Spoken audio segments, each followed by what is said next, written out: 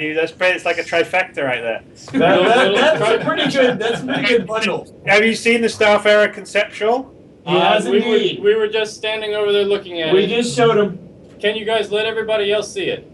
We get to 500,000, which I think we're fairly. Not far off. Where are we at right now? That can't be too far away. Let's see. We are basically $23,000 away. We can make that happen. Jesus. So everyone out there has gone, wait, 20,000. I must have something in my couch there was machine. like so I can see Yeah. what's there. There must be something. Do you think they want to see that ship? Do They would like to see that ship? You want to see that ship. You do want to see that ship. Oh, yeah. There's some clarifications that may need to be had, but you want to see it so you can input on what needs to be clarified. There's some space, and then there's some cargo spots. There's some stuff. It's some good There's stuff. some stuff, yeah. Redacted. All right, cool. Well, thank you very much for Oh, thank you, sir. Thanks for coming by. Thanks for coming coming by and helping out more and us making this game. So that's pretty awesome. So thank you. The contributions help. Thank you, guys. All right. Well, I'm sure. Zane! Who is awake? Wide awake. Wide awake, Zane. And amped. I'm still amped from. Is there coffee? We need coffee. I don't need coffee. I should be throwing my Yokush at the camera. I think you guys are gonna need coffee. We're back, David. Alright. So still on guilds. Can you craft big ships and then share them with the guild? Swap this. So basically, all ships and weapons are manufactured by economic nodes. Generally, in most cases, they're NPC control, but we're going to let players take it over. I don't know, necessarily if a guild can maybe buy out a big capital ship factory. That may be a bit weird. I don't know.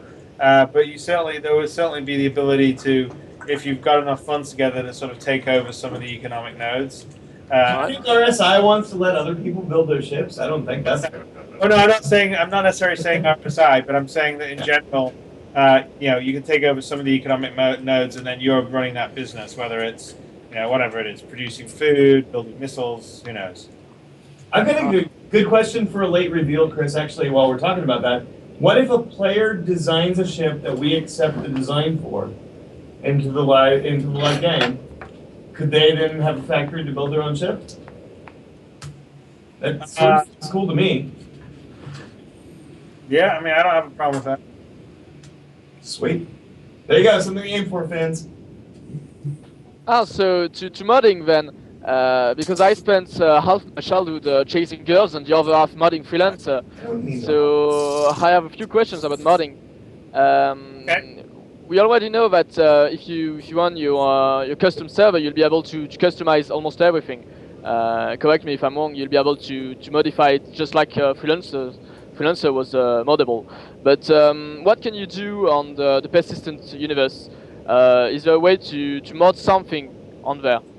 Well, on the persistent universe that we're running, we have to curate it. But we're gonna be running some we're gonna announce something at Gamescon where it's a sort of competition for the community out there to participate and create some content for the game.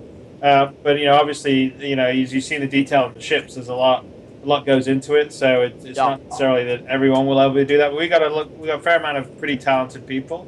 So we'll do something. But on the community modded stuff getting into the main game, that's not.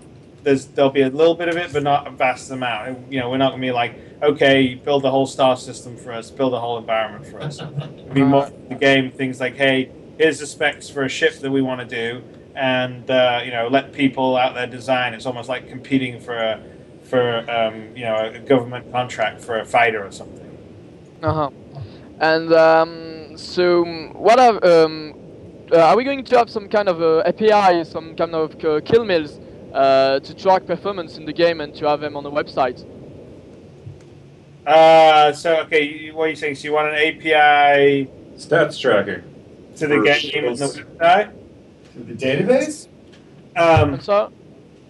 Was that correct? I'm sorry, I didn't hear you. So an API that's in the game or in the website that lets you pull data out? Yeah. Yeah, I mean, we're not against that. I think we're kind of going to have to build something like that for ourselves on internal use. So we'll probably expose some of that. I can't promise that it's going to be on the very initial persistent server like beta or alpha, because there's a lot of things to get done, but that will be on the list. We have to be very careful about letting people even read our data, because there's danger to that for all the fans. So we'll have to look at that carefully. And if are huge guilds gonna have any kind of impact on the universe? I mean, if two huge guilds collide and go to war, will it impact in any way the universe? No, definitely. That's kind of part of the. I mean, kind of what we were talking about earlier, because there's been a few questions along these lines. Is that, you know, we're setting up everything to do frequent content updates. We don't want to do big drops. So the idea is that we're doing enough frequent content drops where we're basically, you know, like 1 week's a star system, another week's a new ship, another week could be like a series of missions in a corner of galaxy, and we're also updating sort of like the gossip and news from around the galaxy, and that's all stuff that is dynamically done, right? So as the players are playing and we're generating content, we're looking at kind of what's happening, who's fighting who, and you know, in our player base, and then that's getting reflected into the fiction that, for instance, we're like going to be pushing around the universe. So, like, if you go into a space bar and you hear about, you know, a turf war between two guilds or squadrons in a certain corner of the galaxy, that could be completely something that's player driven, and we fed it into the system where so someone else in another part of the galaxy can say, oh look, there's, you know, combat battle going on over here. And so on ships then, how much ships are going to be in the initial release? Whatever they're doing, man. They're all. I mean, it's all going to be game credits. So, I mean, I think the base ship that you can have when you start is the Aurora, and then, you know, after that, we haven't figured out exactly the appropriate sort of credit to dollar exchange rate, so to speak. And so I think a bit of that factors into it. So we're not sure. It's kind of hard for me to say, okay, this ship's going to be 100,000 credits, or this ship's going to be 10,000 credits, or this ship's going to be 1 million. I mean, it's not going to be that. But I think that, you know, you could probably think that something like Constellation is, you know, I don't know, 250 to 500,000 credits or something. At least. You're probably getting a better deal now than you will when you get to the game credits. The way it works for the game stuff is, if the Constellation is 225 now, and let's just say arbitrarily we say it's 1,000 credits to $1, that would probably be something like 300 or 350,000 credits in the game currency versus what we see in terms of the dollars and stuff that would be now. So yeah, and so how many ships are we going to be on launch? And can we see them?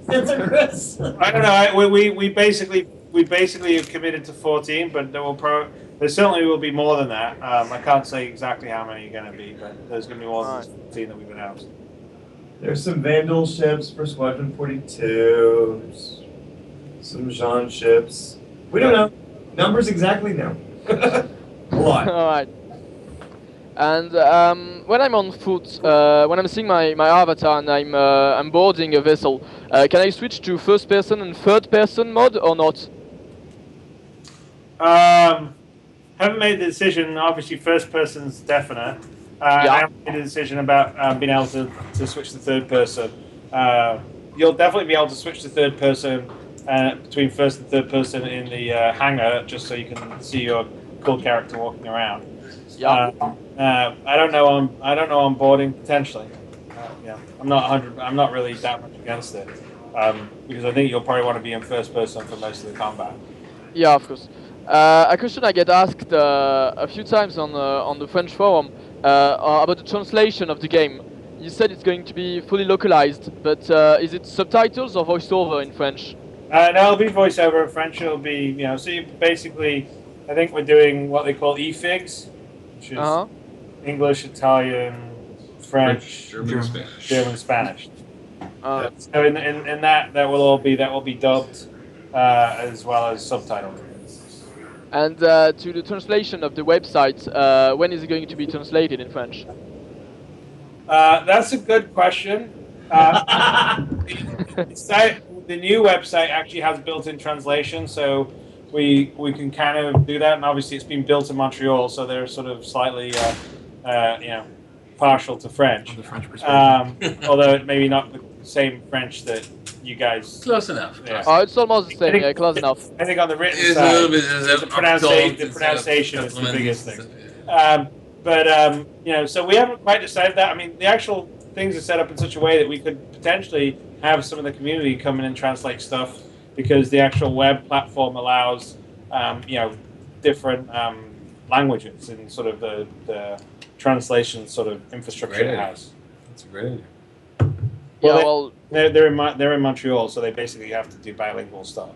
Yeah. So we've set it up in a way where a lot of things are tokenized, where it's dynamic and you can set a setting in your settings, your language, and it'll fill those fields with the proper translations based on your settings. But we haven't translated the full site. Yeah, because we will definitely need help from the community in order to get that all translated in all the different languages.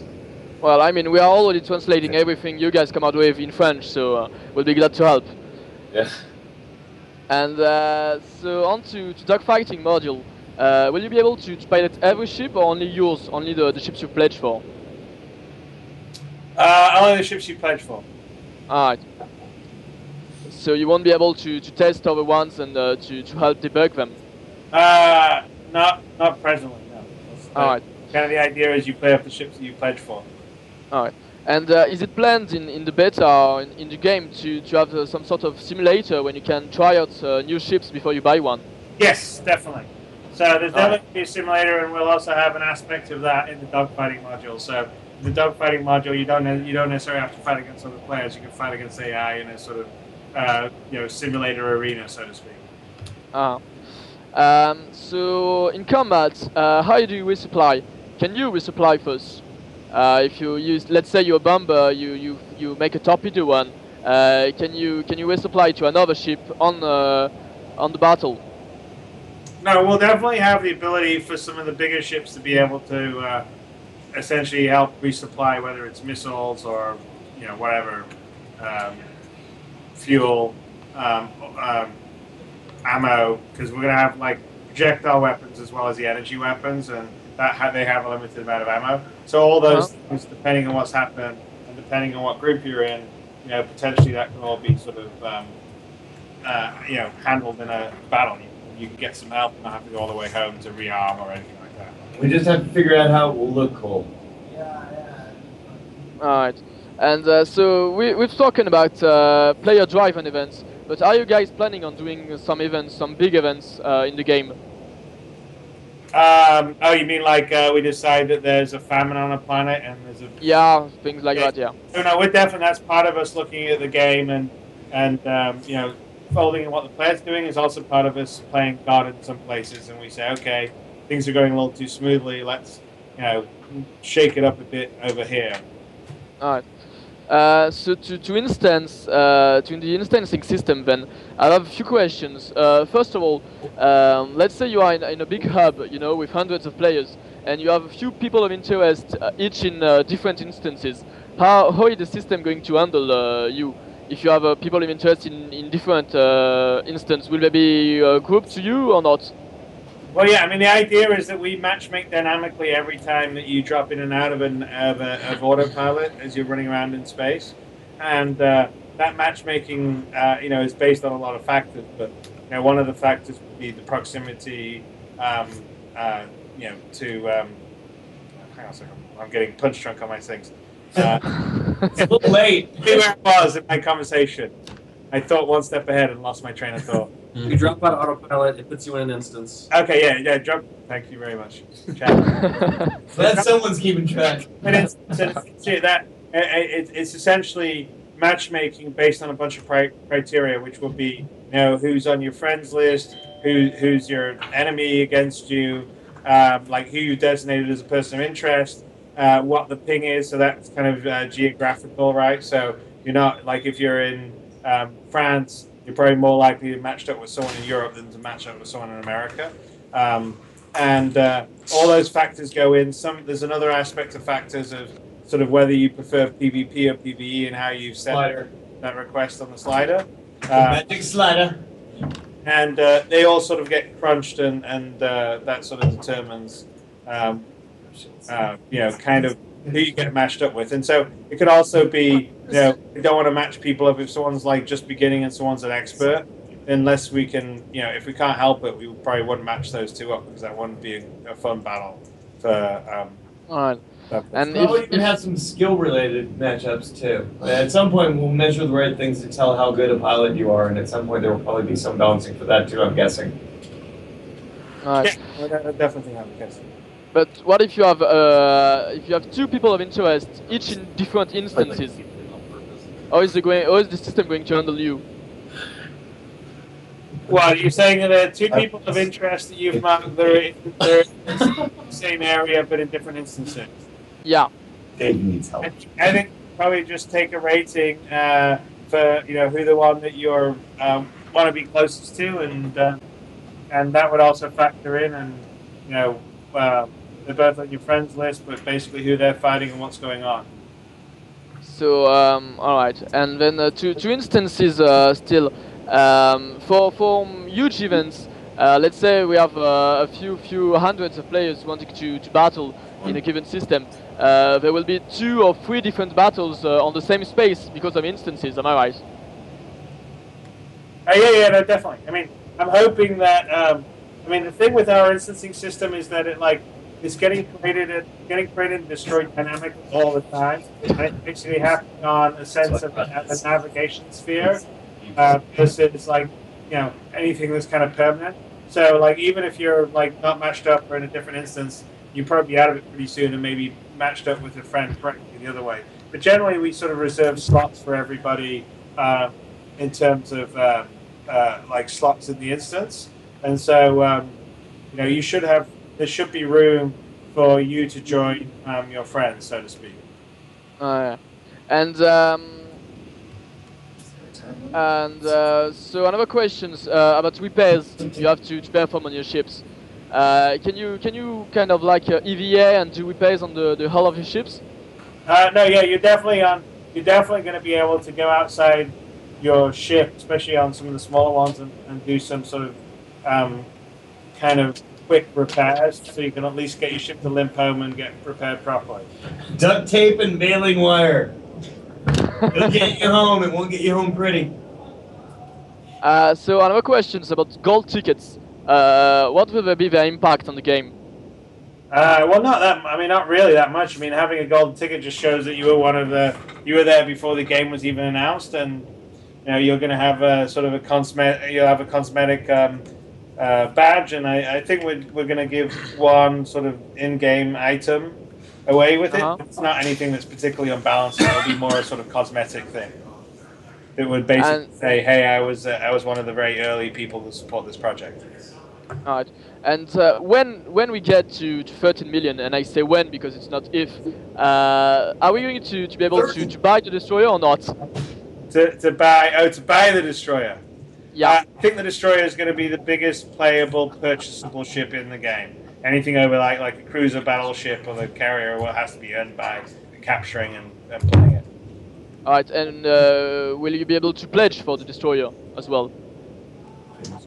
We haven't made our mind up. We won't be revealing or showing that for quite a while. We actually haven't even started the design process on that. But I don't know. We'd see. I mean, I think to a certain level, maybe, but not very many. Ship to ship that. All right. And so, can you announce us the next promotion? The next promotion. Well, I mean, I guess the next promotion's the Hangar module.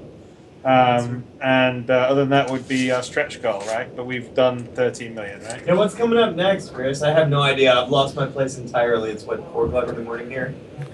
We got there. I just had my camera on. 2 minutes left before we pick up the 4 till 4. round table. I don't know. Round table? It's what's listed. We have 12 and 13, right? On the side. Yeah. 12 and 13 are up. So the most recent one Schedule. was the CIC one, right? There was the Oculus Rift, and then it was the CIC. 4 a.m. Art round there. Oh. Okay. And Part 2.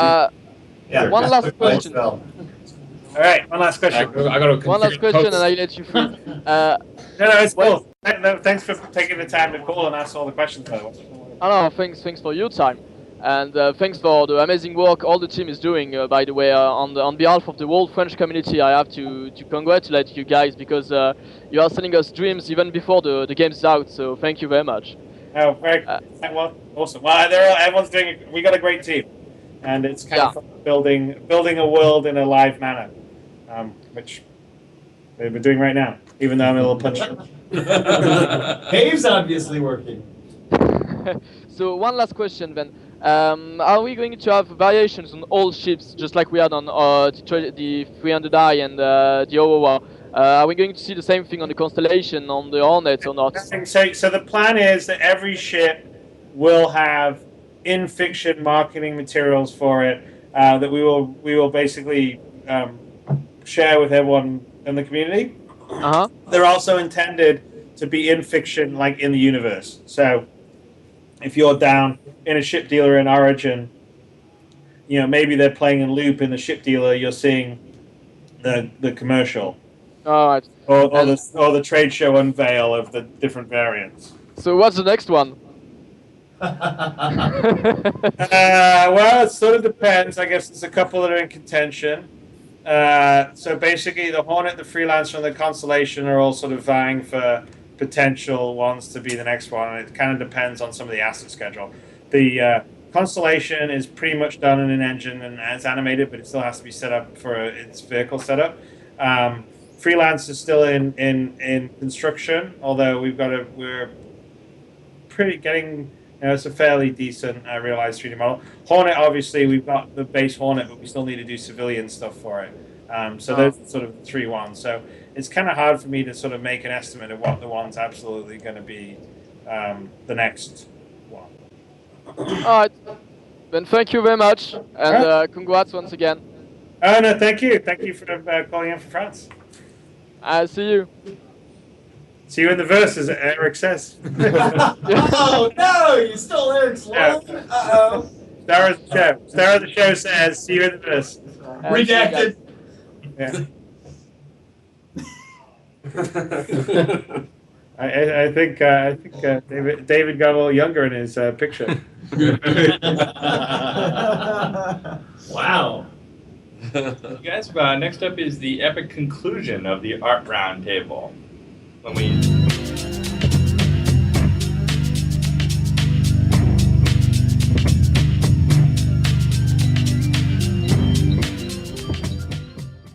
So let's start with the process. We start with the character concept. Right. So lead us through the table here of how we get something done. Well, it sort of starts with what character we need for like the first iteration of what we're going to release, which is the Hangar. So right now it's concentrating on the main character for the Hangar. So we have a concept artist sort of designing some things. Once that is approved through Chris and myself, then it goes to Mark to actually build it out using ZBrush and various tools. So usually what I do then is I will take the concept and just kind of do a rough block in, make sure that the size and the silhouette is correct. Something quick so I can usually show Chris Roberts and make sure that I'm on the right track. Because, obviously from a concept to a 3D sculpt, there's always some issues that come up. Like for some of the stuff I had to like reduce the chest plate a little bit so he had a little more mobility, in the arms, which I talked to Brian about, beforehand to make sure that everything is, that what I'm guessing at is true, and like the way that the shoulder pads like fold in on each other is correct. It's more real world. It always happens in concepts where if you do it straight to the concept, it reduces mobility so much that when you put it in the game, it doesn't look right. So usually you have to either size things down or redesign them a little bit so that they work in real world. So there's a lot of testing back and forth between what he's designing or building and Brian as far as like what's capable of like movement and stuff. So how do you do that part, Brian? Is that motion capture? Okay, so the kind of the full process. There are a lot of technical requirements to making sure a character works in game, and one of them is to make sure that the character Mark is building is fitting our skeleton. We have a skeleton that we went back and forth on with the character, our base character, which we've already seen released, and kind of figured out where all our joint placement needs to be. From now on, any character artist who builds a mill for our game now has to fit this in particular template. And there is a lot of back and forth between Mark and myself. And, will this in particular piece of armor work? Will this spacesuit work? How do these tubes that are running along the spacesuit need to be built properly to animate properly? So there's a lot of thought process that goes into technically making these in particular spacesuits work. We can't get away with things in video games that we can get away with in movies. Sometimes you can fake something to make that shot look proper. Video games, it has to look good all the time. So once I have the character and he's skinned up and he's looking good and everything's been approved, the next step is to take a set of animations given to me, usually by design. They'll say, hey, we need these in particular animations. I then look at those animations and determine, is this an animation that should be hand-keyed, where I go in there by hand and hand-key whatever it happens to be? Or is this something that we can capture quickly and easily with motion capture? If it's motion capture, then we go out and we shoot it and edit it, put it on our character, make sure that, again, there's animation is probably one of the more technical sides of art development for a game. And then how much of that interacts with Chris? So obviously if you have your character, he's got to fit inside the cockpit, correct? I mean, all of that has to be... That is actually something I'm really, really happy about on this game. And I love the fact that being on the ground floor at this game, we were able to do something that I actually haven't been able to do in a game ever, and which is I made a little proxy character with a little blocked out cockpit to figure out, here's the different kind of control schemes, here's where all the panels can be that a character can actually reach. I then made a little proxy file and I handed it off to Chris, and he's able to pop that right in, move it around wherever he wants in his scene, and line up all of his controls. Yeah. Now this doesn't take into effect that there's like alien races that are going to have completely different sets of like animations and ships. Once we get an alien species like the Vanduul, who's much taller than a human, do the same thing. We'll get him in. We'll get him in the proper positions, and I'll hand that off and let the whoever's modeling the ship pop that in and customize their cockpit to fit the character, as opposed to having the character fit the cockpit. I can't tell you how many games I've worked on where I'm handed a model and the character's feet go through the floorboard of the Jeep or whatever it happens to be, and then there's a lot of back and forth. It's going to be interesting because the idea is eventually we're going to be able to like have a human be able to fly like a Vanduul type ship. So there's going to be a big thought process as far as like customization and because of the size difference between the Vanduul and the human, how you need to retrofit that ship to be able to fly it. So. He's probably going to put wooden blocks on his feet. Wooden blocks, assuming right. like he's stealing his daddy's car. Booster seat. Right? Is that what's going to happen? Little lever to push the seat forward. Yeah. Or maybe there's two humans in it, and one works the levers on the bottom, like the kid and the other. in Indiana Jones. Yeah, the kid in Indiana Jones. Yeah. So then we've got the character, and then where do we go? Well, for me, like my interaction, with the ship and Brian is, I pretty much model it out. I do some test animations, and then once it's to the point, we go back and forth to make sure everything works right. And then also for our ships, we also have another unique thing. We have a thing called hard points, which are interchangeable gadgets and equipment.